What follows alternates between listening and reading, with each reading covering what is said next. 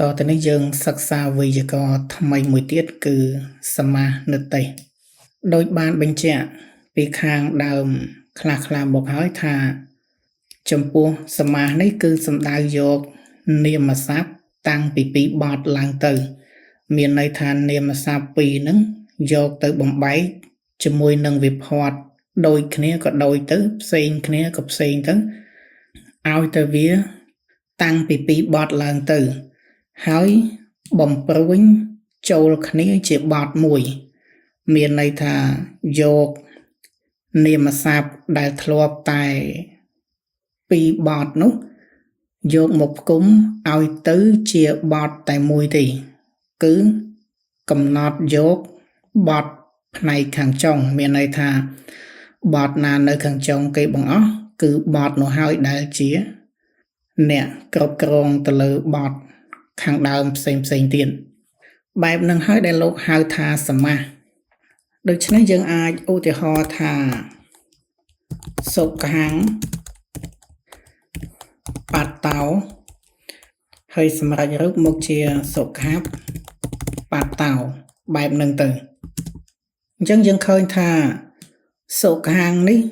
មួយបទហើយបាត់តោនេះមួយបទដូច្នេះវាពីរបទនៅពេលដែលបំព្រួញជាសមាសវាស្រាប់តែលុបបទខាងដើមនេះចោលបាត់ទៅឬក៏លុបបទដែលយើងហៅថាក្នុងចន្លោះនេះណាគឺលុបនឹកហិតនឹងចេញបាត់ទៅដោយកំណត់យកតែបទមួយទេគឺផ្នែកខាងចុងនេះអញ្ចឹងចំណុចនឹងឯងដែលហៅថាសមាសហើយដែនរបស់សមាសហ្នឹងគឺត្រឹមសុខៈនេះមួយផ្នែក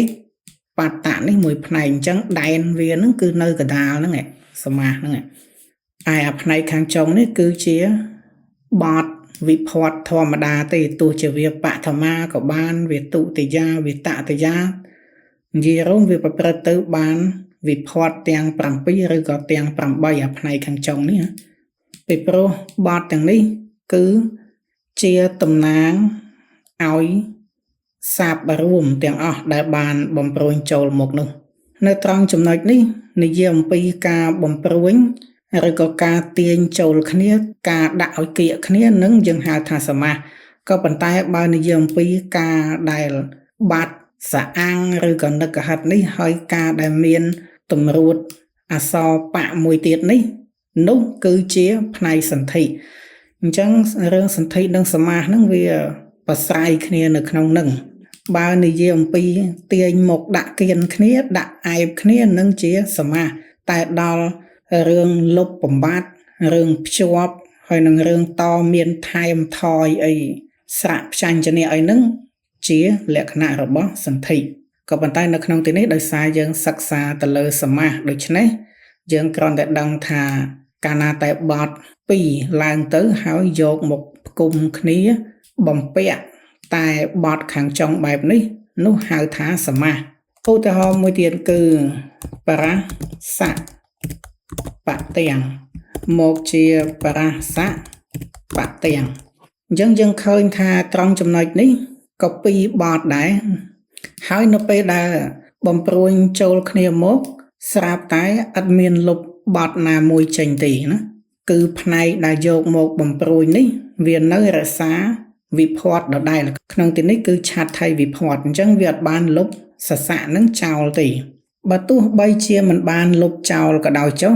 ក៏ក្នុងទីនេះលោកនៅតែហៅថាជាសមាសដដែល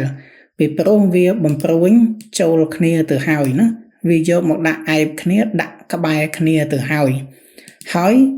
កំណត់យកបទកូលតែមួយទេគឺផ្នែកខាងចុងនេះទោះជាខាងដើមនេះវាវិភ័ត្រអីវាលុបក៏ដោយមិនលុបក៏ដោយសំខាន់គឺផ្នែកខាងចុងនេះជាអ្នកក្របដណ្ដប់ទៅលើផ្នែកខាងដើមនេះហើយប្រសិនបើយកទៅបំបែកក៏បំបែកតែផ្នែកខាងចុងនឹងដែរពីព្រោះផ្នែកខាងចុងនឹងវាបញ្ជាក់ទៅលើវិភ័ត្រទៅលើករណរួមទាំងវចនៈផងដែរ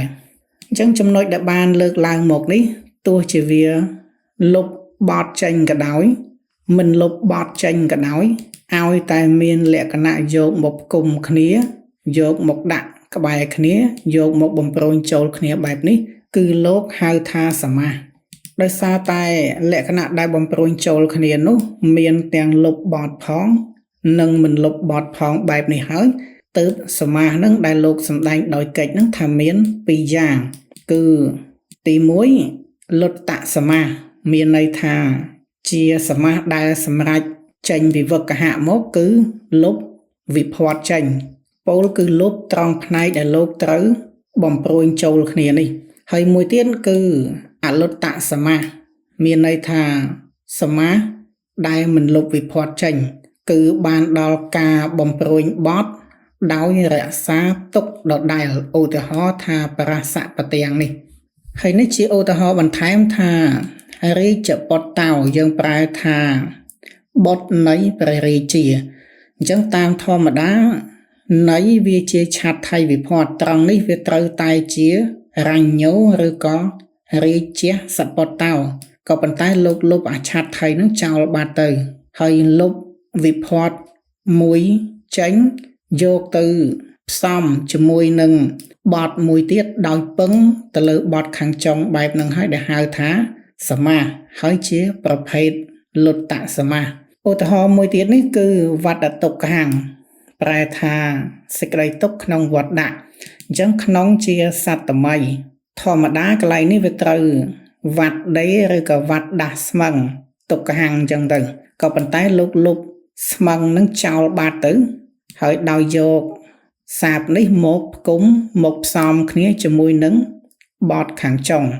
បែបនឹងហើយដែលហៅថាលុតតសមាសពោលគឺការបំប្រួយសាបដោយលុបបទណាមួយចេញឧទាហរណ៍តមកទៀតនេះគឺឧរសេលោមោអញ្ចឹងឧរៈនេះគឺបំបែកដូចម្នាក់ហើយសេក្នុងទីនេះគឺមកពីសអគមបូកនឹងស្មឹងដែលផ្លាស់ស្មឹងជាអ៊ីអញ្ចឹងក្នុងទីនេះវាជាសត្វតមីវិផាត់ហើយយកមកផ្គុំគ្នាជាមួយនឹងបឋមាវិផាត់អញ្ចឹងមានន័យថាវារក្សាទុកវិផាត់នៅដដែលដូច្នេះត្រង់កន្លែងនេះជាប្រភេទអលុតតសមាសមានន័យថាការបំប្រួយនោះអត់បានលុបវិផាត់ត្រង់ដែនសមាសនឹងចេញទេគឺស្មឹងក្នុងទីនេះនៅជាដដែលណាហើយឧរសេលោមោនេះយើងប្រែថារោមអាយដទ្រូងឬក៏បរោះមានរោមត្រង់ទ្រូងអញ្ចឹងទៅអញ្ចឹងសត្វតមីកន្លែងនេះអត់បានលុបចេញទេហើយយកមកផ្គុំជាមួយគេការដែលយកមកផ្គុំយកមកបំប្រួយអត់បានលុបចេញបែបនេះហៅថាអលុតតសមាសឧទាហរណ៍មួយទៀតនេះគឺទេវាអ្នកមិនទៅប្រែថាព្រះអិនច្បងជាងទេវតាឬក៏ធំជាងទេវតាអញ្ចឹងទេវានាងនេះជាឆាត់ថៃវិផាត់ពហុវចនៈហើយអិនតោនេះជាបឋមាវិផាត់នៅពេលដែលសម្រេចជាសមាសមកអត់បានលុបផ្នែកត្រង់ធ្នេសមាសនេះចេញទេគឺឆាត់ថៃពហុវចនៈនឹងនៅដដែលអត់បានលុបចេញទេមិនបានលុបចេញហើយយកមកផ្គុំជាមួយនឹងគេទៀតអញ្ចឹងហើយបានជាហៅថាអលុតតសមាសពោលគឺការបំប្រួយសាបដោយមិនលុបវិផាត់ចេញនេះចំពោះសមាសដែលសម្ដែងដោយកិច្ចមានពីរយ៉ាងនឹងដោយឡែកសមាសដែលសម្ដែងដោយឈ្មោះវិញនោះមាន6គឺកម្មធេរយៈនឹង1តិគុ1តបរិស័ក1តវន្តវៈ1អព្យយីភាវៈ1ហើយនឹងពហុពិហិនឹង1ទាំងអស់វា6ហើយប្រសិនបើរាប់វិកបៈសមាសចូលមួយទៀតត្រូវទាំងអស់នឹងជា7សមាសនេះចំពោះការសម្ដែងដោយឈ្មោះហើយនៅពេលដែលយើងអនុវត្តធ្វើសមាសមែនទែនដោះស្រាយសមាសតាំងវគ្គហៈឲ្យនឹងលោកអត់បានរាប់អាផ្នែកដោយកិច្ចនេះទេណាគឺលោកកំណត់លក្ខណៈសមាសនឹងទៅតាមប្រភេទឈ្មោះនឹងឯងដែលមាន6ឬក៏7